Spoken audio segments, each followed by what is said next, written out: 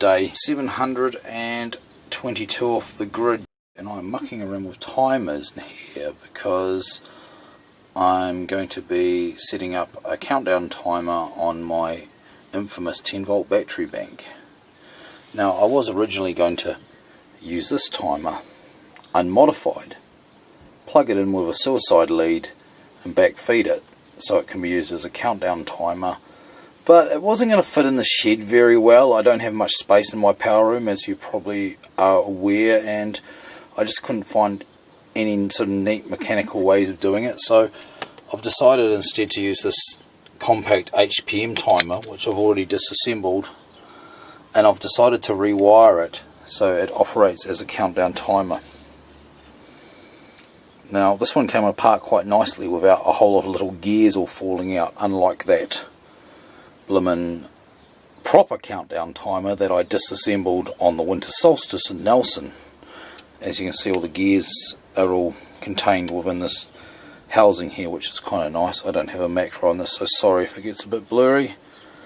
But the key thing, what we're going to do, is the motor's there. That's the coil of the motor. It's a little synchronous motor.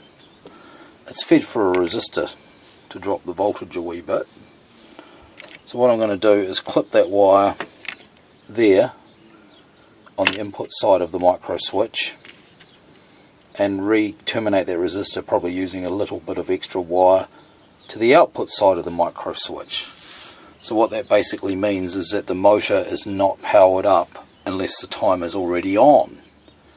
Now, you might be thinking, why the hell would you want to do that? Well, that means that the timer gets turned into a countdown timer. So you just simply advance the dial until you reach a segment that you've set where it's on, and it'll continue powering through that on section until it hits an off section, and there it will stop because power is removed to the motor as well. It won't just keep going on and on and on, cycling through the timings. So that's exactly what I want it to do. The idea is I can set like 10 hours to use for my 10-volt battery bank boosting the fridge circuit. I can just walk into the shed, set 10 hours or so on the dial. It'll already be set, and I just dial it on and walk off, and don't have to remember to deal with it the next day or anything like that. Or if I think it doesn't need as much, I can always tootle around with a timer and give it a shorter time. In fact, the easiest way to do that would be just to wind it in a bit more before I leave it alone. So that's what I'm doing now. I'm just heating up the iron. I'm just going to move that resistor connection to there, and that's basically it. It's probably all I'll get done today. I probably won't finish the project today, but I just thought I'd show the inside of the timer.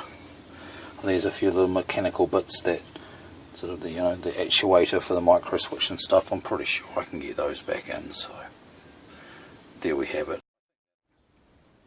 Okay, and here we go. I've just completed the mod. As you can see, I've severed the wire here from the resistor to the input, straight from the mains pin, and I've put this red jumper in that connects from the resistor through to the wire that goes to the socket, the live output socket. So now the motor is on the output side of the switch. So I've just got to reassemble it, and we have a perfectly operating countdown timer now.